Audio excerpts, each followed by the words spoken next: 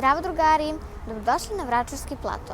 Svetosavski ili Vračarski plato nalazi se u Beogradu na nadmorskoj visini od oko 134 metara. Bogat je verskim i kulturnim sadržajima i popunjen parkom, stazama i dečijim igralištima. Zbog toga predstavlja jednu od najposećenijih turističkih atrakcija grada.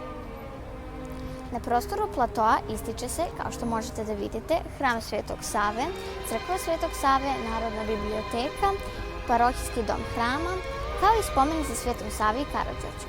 Ukupna površina parkovskog kompleksa je oko 60.000 metara kvadratnih, od čega je pod zelenilom 34.000 metara kvadratnih, a ostatak je pod pešačkim stazama i trgovima. Prvobitna zgrada Narodne biblioteke nalazila se na Kosandžićevom vencu, ali je pogođena 6. aprila 1941. godine prilikom bombardovanja Beograda u Drugom svetskom ratu i veliki deo književnog fonda je tada uništen. Uništen je knjižni fond od oko 500.000 svezaka, kao i velika zbirka ćiriličnih rukopisa i povelja iz perioda od 12. do 17. veka. Nova biblioteka, koja se nalazi na današnjem mestu, izgrađena je 1972. godine. Za dan osnivanja Narodne biblioteke Srbije uzima se 28. februar 1832. U novembru iste godine knez Miloš Obrenović, koji je tada vladao Srbijom, naredio je da se jedan primerak od svake štampane knjige ustupi biblioteci. Tako je ustanovljen takozvani obavezni primerak, što znači da sve što se odštampa u zemlji, jedan primerak ide u Narodnu biblioteku.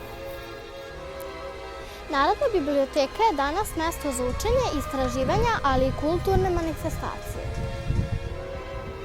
1879. godine, dok je bio u Beogradu, jedan od najpoznatijih predstavnika Srba iz Dubrovnika, Matija Ban, prvi je izneo ideju podizanja crkve Svetog Save na Vračaru. Kasnije, 1895. godine, odnosno 300 godine nakon spaljivanja moštiju Svetog Save, u Beogradu je osnovano društvo za podizanje hrama Svetog Save na Vračaru, čiji je cilj bio da se na mestu spaljivanja moštiju podigne hram. Izgradnja spomen hrama Svetog Save započela je 1935. godine, kada je izgrađen prostor ispod hrama i deo zidova iznad zemlje visine 8 do 10 metara. Nastavak radova je usledio tek 1985. godine, a nakon 2000. se ubrzano nastavlja sa izgradnjom hrama. Izgradnja spoljne strukture hrama završena je 2004. godine. Na hramu su tada postavljena 49 zvona, prozori i završena je fasada.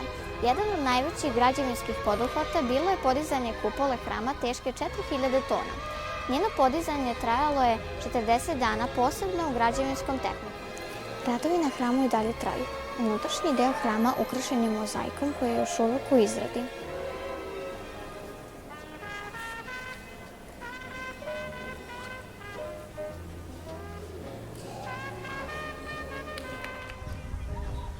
Mala Svetosavska crkva podignuta je na ovom prostoru pre hrama Svetog Save, i to za samo 70 dana, 1935. godine. Danas je deo kompleksa Vračarskog platoa. Pored hrama nalazi se skulptura Svetog Save, koju je Ruska pravoslavna crkva poklonila Srpskoj i koja je postavljena iza male crkve Svetog Save na ulazu na plato. Pored stare crkve Svetog Save izgrađen je parohijski dom. Moderno zdanje je izgrađeno u belom kamenu.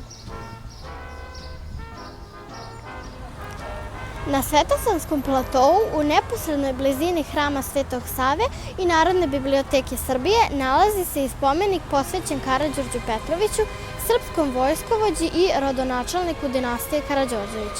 On je predvodio prvi srpski ustanak protiv Turaka 1804. godine.